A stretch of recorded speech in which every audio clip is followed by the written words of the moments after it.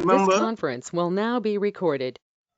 just always remember that the minor salivary glands are the most malignant of the salivary glands. 90% of the minor salivary glands are, whereas 90% of the major salivary glands, that is parotid, submandibular, or sublingual, 90% of them are benign.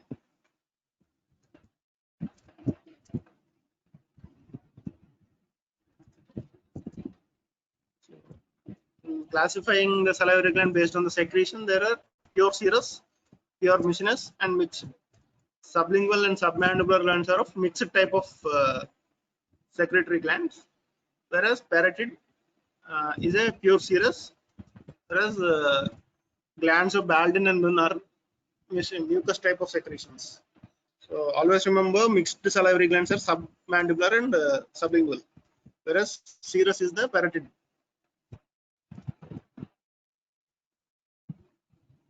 Based on the ductal system, they are simple and compound. So as I have showed in the first or second slide, so here again there are simple types and compound types. So the simple types are the minor salivary glands, and the compound are the major salivary glands. As the gland is larger in size, the architecture is more complex. So just remember it like that. Major has a compound ductal system, whereas simple has a just straightforward single ductal system. Coming to embryology, so the salivary glands are formed due to proliferation of the oral epithelial cells. This forms a focal thickening that grows into an underlying ectomesenchyme. So this follows a pattern called as branching morphogenesis. What happens is your continued growth pattern results in formation of small bud connected to the surface. So this branching morphogenesis is a successive steps. So it keeps on branching. The steps keeps on happening. So this produces successive generations of buds and hierarchical ramification of the gland. So here it is mentioned that branching morphogenesis defined as a growth and branching of epithelial tubules during embryogenesis. This is the fundamental feature of any gland, like renal, lung, mammary gland, submandibular gland, or pancreatic morphogenesis in mammals. So whenever you come across a question with any glandular embryology, always remember to keep a subheading or a highlight point called branching morphogenesis. So this is the pattern with which it develops. First, a solid downgrowth happens from the epithelium, which keeps branching out. So after the downgrowth is branched, canalization of the duct happens. From that canalization, acini or terminal parts of the ducts are developed.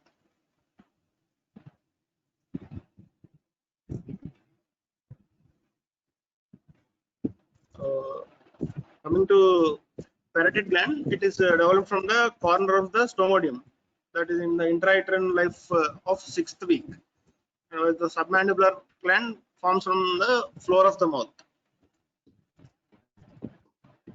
It also develops at the end of the 6th week, whereas sublingual and minor salivary glands develop later. The sublingual glands develop from the submandibular primordium, while the minor salivary glands formed from the buccal epithelium.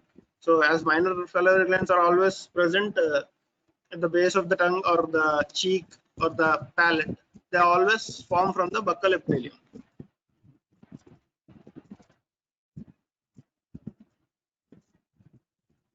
So while going in deep into the microstructure of the glands, they are called as the functional unit is called as the secretory units, that are the acini. So they have serous cells and mucinous cells, mucus cells. So they are also called as serous acini and mucus acini.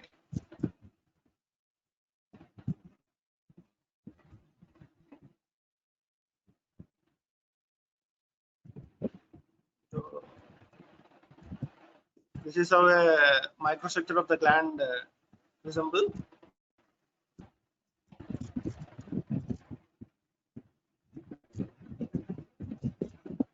So whatever is produced from these cells gets communicated into the lumen of these branches. They in turn end into the main duct.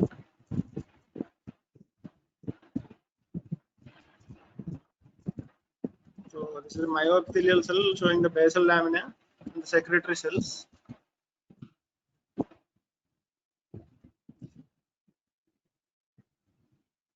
I'm not going in detail about these cells and their origins, etc. Just keep in mind the different types of cells that you can come across in a salivary gland, that are secretory cells and myoepithelial cells. So in an order of descent, first is the acini.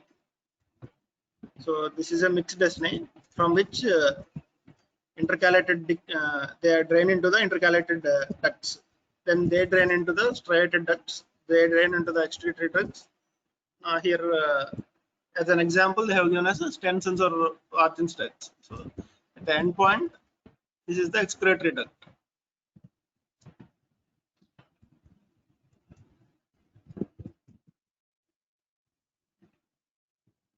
So coming to the gland in proper.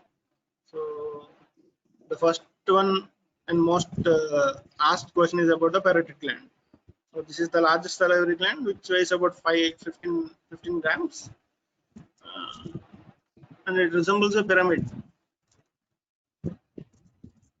Always remember the apex is always directed downwards in the parotid gland. So parotid has a capsule, as does the submandibular gland.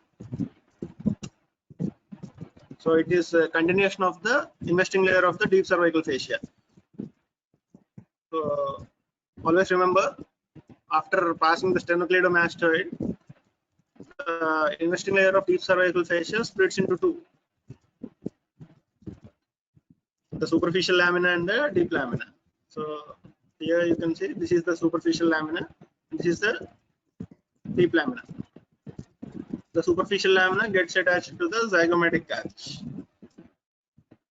while as the deep lamina, after encircling the gland totally, gets attached to the styloid process and small other places like the body of ramus and tympanic plate, but always remember, attach it to the styloid process.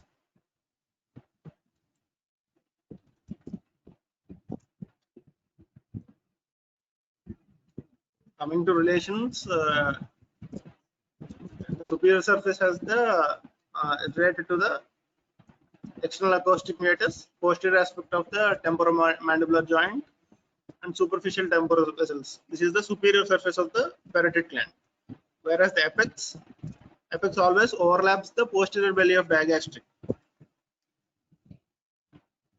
So here example, so this is the superior surface near the zygomatic arch. This is the superior surface, this is the apex, whereas this is the superficial surface. So anything under the skin is the superficial surface. So it is covered by skin, superficial fascia, and superficial parotid lymph nodes. And comes the superficial layer of the investing layer of deep cervical fascia.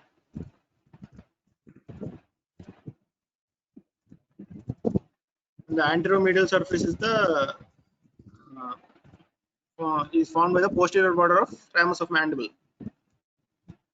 So these are related to the muscles of mastication and pterygoid muscles, that are masseter, and lateral surface of temporotibial joint, and medial pterygoid muscles.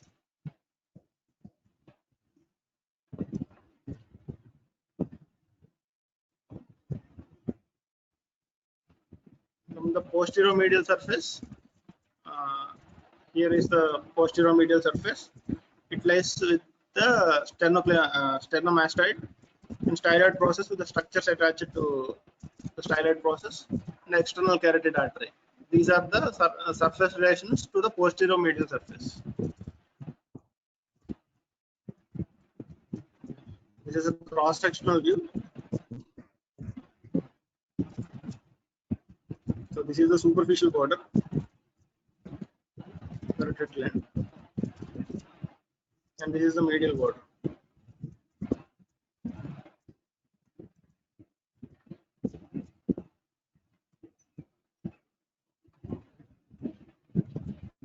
So there are certain arteries which are very important in relation to parotid glands. Those are the external carotid artery, maxillary artery, superficial temporal vessels, and posterior auricular artery. So they pass the external carotid artery pass through the parotid and gives various branches. They end into posterior auricular, superficial temporal, transfacial, maxillary artery in relation to the parotid gland. Coming to the vein, the important veins which are divided in relation to the parotid are the maxillary, facial, and retromandibular. Always the veins go in hand with the arteries. Coming to the nerves which pass in the parotid gland, there are 5 branches which are very important. Or the temporal branch, zygomatic branch, upper buccal branch, lower buccal branch, marginal mandibular, and cervical branch. So this might have been discussed in numerous times in your anatomy in your first year.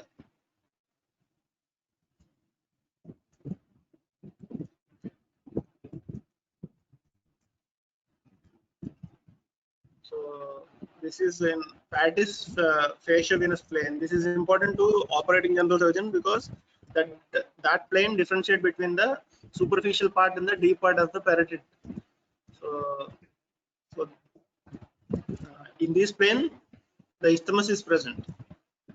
So whenever you're doing a superficial parotidectomy, you don't need to cross the Pattis fasciavenous plane. But while you're doing a total parotidectomy, you should be very careful in dissecting the Pattis fasciavenous plane and access the deep part of the parotid.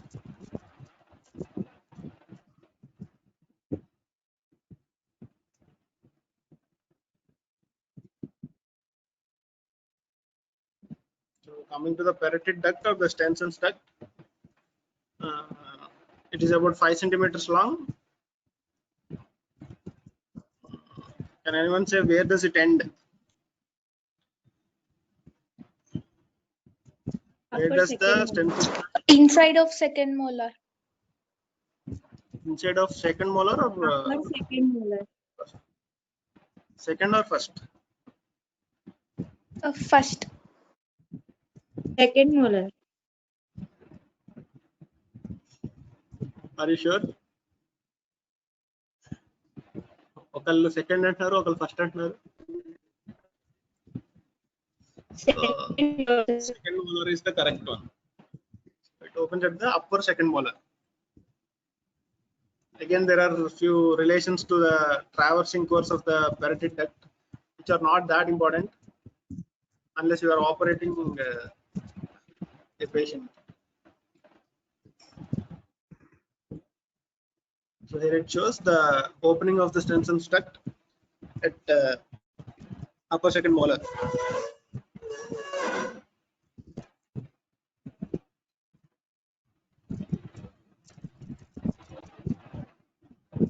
So this is surface anatomy of the parotid duct, which corresponds to the lower border of the tragus. Here it is this is the tragal point. Lower border of the tragus to the point midway between the nasal ala and the upper labial margin. So if there is an imaginary line drawn from this position to the tragal point, so this is the most common site where the Stenson's duct is present.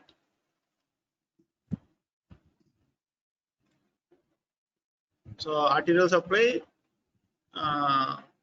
it is external carotid artery, and venous drainage is through the external and the internal jugular vein. Always remember, whenever a gland is present, they might give you a in the parotid. I'm talking about the salivary glands. They might give you external carotid artery, but most most times what happens is they give you numerous unnamed branches. They supply the artery, the gland in proper. So external carotid artery is the important one which you should remember and which you should answer when an examiner asks. But it gives various branches to the gland through which arterial supply is maintained.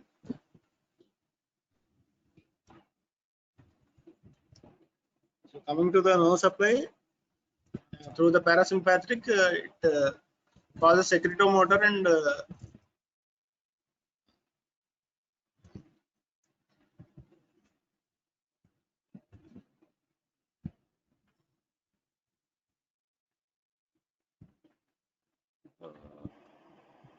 so the parasympathetic through the auriculotemporal nerve, and the sympathetic is from the plexus around the middle meningeal artery.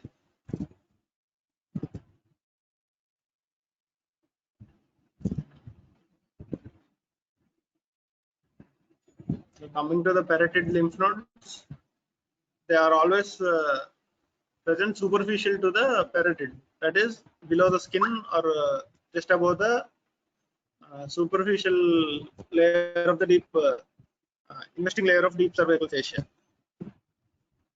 So you can always palpate if there is a gross enlargement of the parotid gland. You can always palpate the lymph nodes. So these drain into the various neck lymph nodes. So there are 7 groups of lymph nodes in the neck. So most commonly they drain into the post-auricular group or the fifth group of lymph nodes, and fourth and fifth group of lymph nodes stations. So coming to the submandibular gland, it is located in the digestive.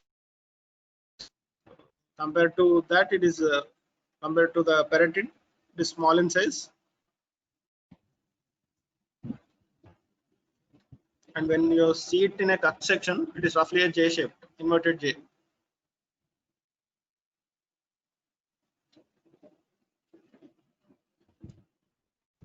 So again, it has superficial part and it has an inferior, medial, and lateral surfaces. So I'm not going extensively into the surface landmarks and surface anatomy. If if a question is asked about salivary glands in your exam, always write in brief about the anatomy. That is, you don't need to write the entire superficially it is situated here, superficially it is situated there. Those are all not that important, but the main thing you should always write is the blood supply, venous drainage, nerves, and the duct, about the duct.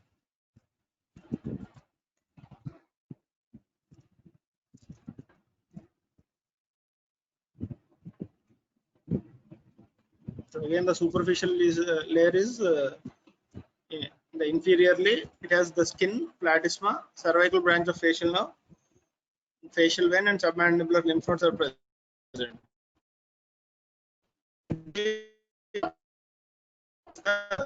Mylohyoid, hypoglossal, and styloglossus muscles. So here you can see this is the medial. These are the muscles that are present medially.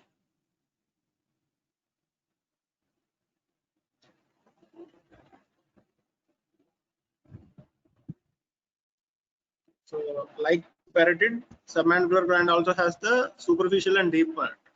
So this is the superficial part.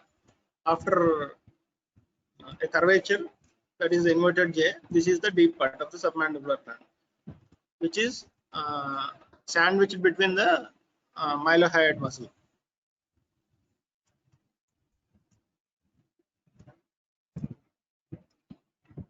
So that the submandibular gland is the Wharton's duct. It is also approximately about 5 centimeters long. So who will tell where does it open in the mouth? So ఇక్కడ already ఇచ్చేసినట్టుంది, sorry. So exact location. So always remember at the side of the tongue frenulum. So whenever you lift your tongue, just in the frenulum you can see that ductal opening.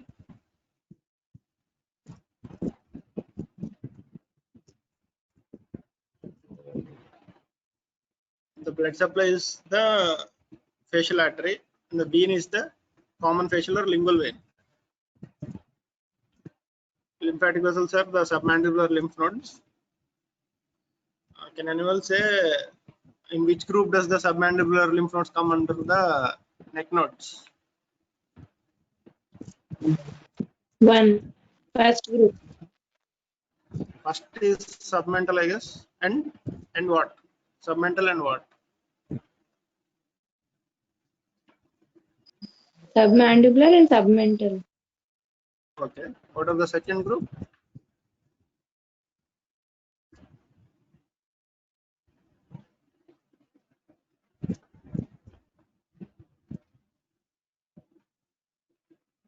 Two, three, four are upper, middle, and lower cervical nodes. Okay. I mean, Again, jugular. two has yeah, upper, middle, and lower jugular. Yeah. So again, two is divided into 2A and 2B. So what is 2A? What is 2B? What are situated in, what are the boundaries of 2A and 2B?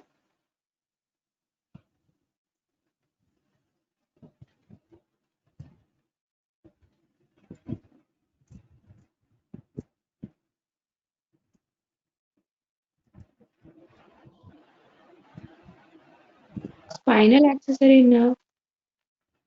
Yeah. Spinal axillary nerve differentiates the 2A and 2B.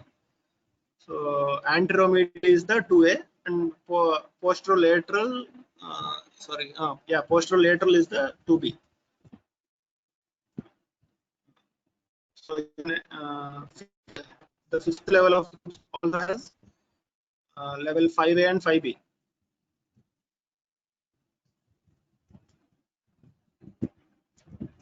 So just remember the levels of lymph nodes. Level 1 is the submental and submandibular nodes. Level 2 are the upper jugular. Level 3 are the middle jugular. Level 4 is the lower jugular. Level 5 is the posterior triangle nodes, which are again divided into 5A and 5B.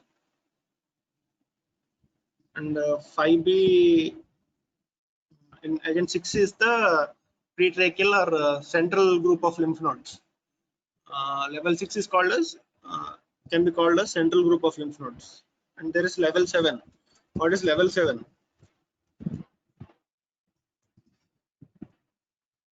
Game mediastinal. Level 7 is the mediastinal group of lymph nodes, which are not accessible to palpate. So up to 6th group, you can always palpate the lymph nodes.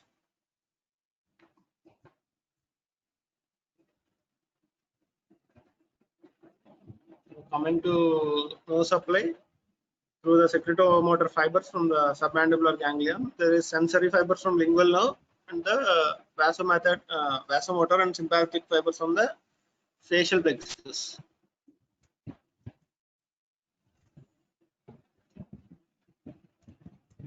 Then comes the least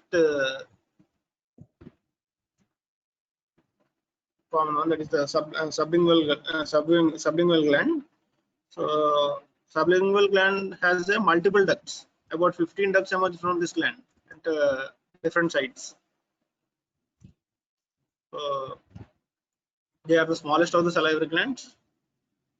They always open directly into the floor of the mouth.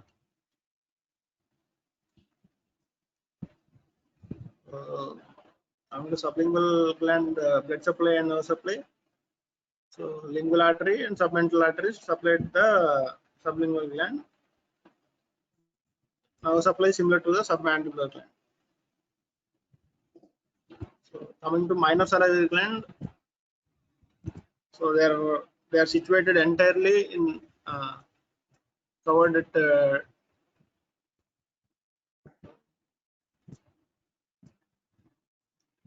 oral cavity in the mucosal aspect. About 600 to 1000 are present in clusters. So they don't have a what do you call as storage capacity like the submandibular gland or gland or sublingual gland. They don't store any kind of secretions. So that's why stone formation is common in parotid. I mean the larger salivary glands, but most commonly stones are seen in which salivary gland of the three major salivary glands, which is most commonly a precursor for stone formation. Can anyone guess that? Parotida, sublingular, submandibular.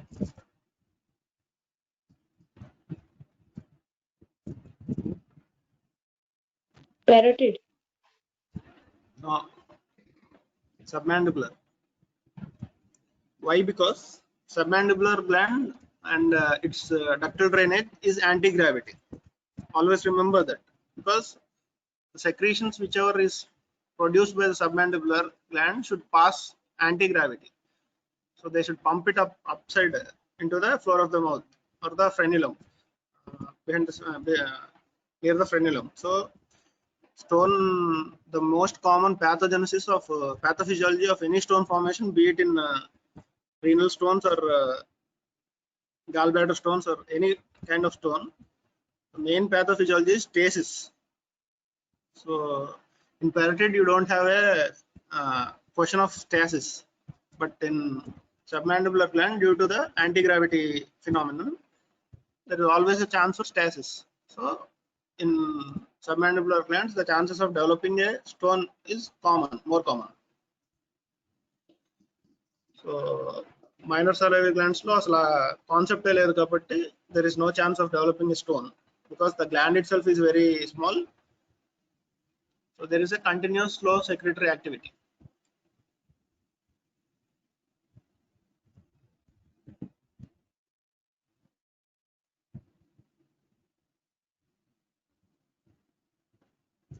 So one of the example of the minor salivary gland is the glands of Baldwin and Dunn. So they are located at the apex of the tongue. They are chiefly mucosecretory type. And glands of von Ebner, they are posterior. They are situated posterior aspect of the tongue. So these are the glands,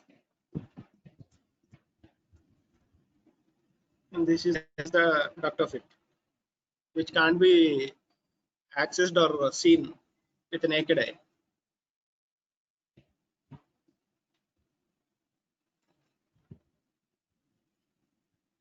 These are exclusively serous type of discharging glands.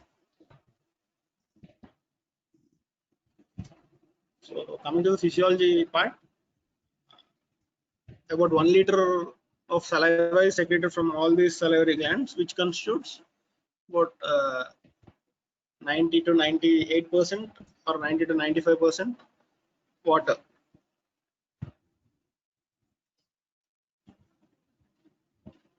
So coming to the functions of the salivary gland, the main function is lubrication and facilitating for deglutition. So it lubricates the oral cavity, and it also helps in first primary what do you call breakdown of food particles in your mouth. So they also have a role in maintenance of tooth integrity, antibacterial activity, taste and digestion, etc. So can anyone say tell what are the components of a salivary gland? So, sorry, saliva.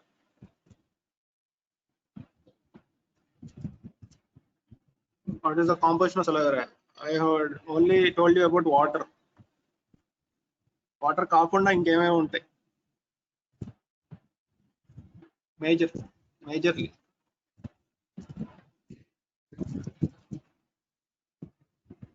So, it constitutes lingual lipase. So lipase is produced by pancreas. So that is the digestive juice which helps in breakdown of the food. But in the tongue itself, in the mouth itself, lingual lipase is secreted by the saliva. So one of the most important one is the lingual lipase. It also contains traces of amylase and electrolytes like sodium, potassium, chloride, etc. They also has some proteins and enzymes like cystatins, and salivary peroxidase, etc. I don't remember the entire enzymes, but these are some of the enzymes that are present in the saliva. So all these constitute, along with the 90%, 90 to 95% of the water, all of these constitute the saliva.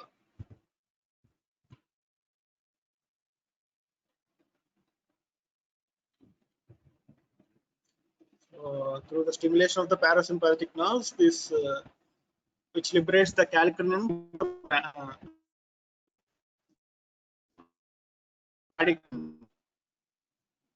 So this is mediated by the release of acetylcholine, and they also release the vasoactive intestinal peptide. So after all these effects, what's happening is the vasodilation of the salivary glands. So this increases the secretion of SNA, secretion from the SNA.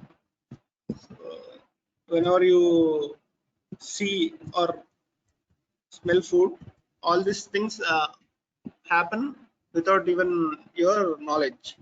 So that is why whenever you are hungry, you smell something, there are always sometimes you can see you can elicit pain in your parotid region or in your submandibular region. Sometimes, not every time, because uh, that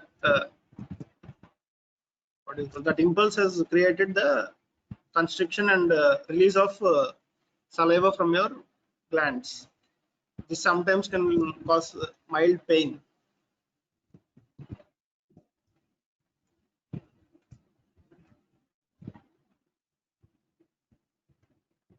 So here it is given. So salivary secretion increases either by taste of food. So once you taste it, in about 20 to 30 seconds, the salival secretion increases. But even without tasting it, by sight, smell, or thought of food, can cause a reflux and increase and production of the saliva. So best example is in Telugu states, ఏముంటది ఆవకాయ. So మన తెలుగు వాళ్ళకి ఆవకాయ smell చూడడం వెంటనే తినకుండానే first నోరు ఊరడం అంటారు కదా, that is the condition reflex.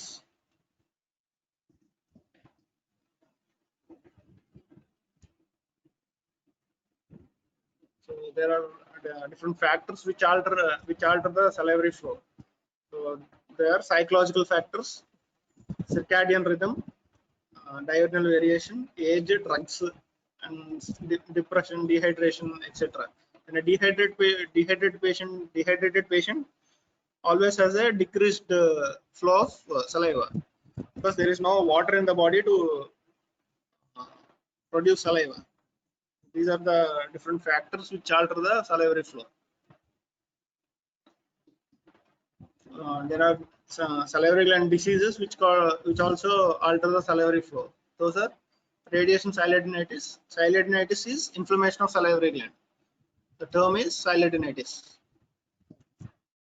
So there are autoimmune diseases, HIV infection, iron overload, sarcoidosis, amyloidosis. These are sarcoidosis, amyloidosis, and cystic fibrosis are inflammatory conditions, chronic inflammatory conditions, which leads to decreased salivary flow.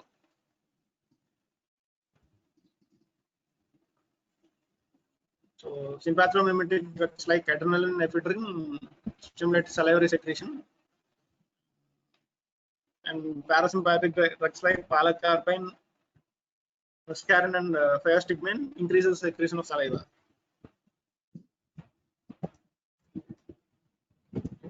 And while these drugs increases the secretion, ergotamine, best example is ergotamine, abolishes the salivary secretion. So these drugs decrease the salivary secretion. And atropine and scopolamine inhibit the secretion of saliva.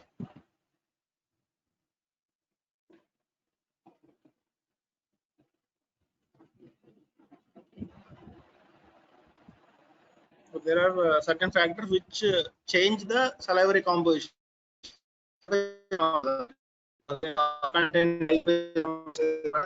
So that composition can be altered due to certain factors like flow rate, type of stimulus, diurnal variation, diet, and hormones. So mineralocorticoids and during ovulation, due to the hormonal fluctuations, the composition can change.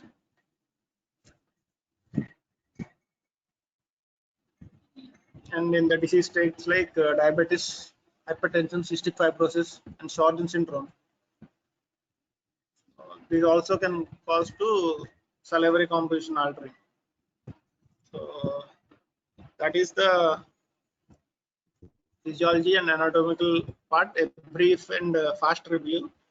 In the next class, I will discuss in detail about the diseases and most commonly occurring benign lesions of the parotid, and briefly about the carcinomas in the parotid gland. Now I'll also try to put in a video about the surgical part, where superficial parotidectomy and deep parotidectomy, how the surgery is done. So thank you.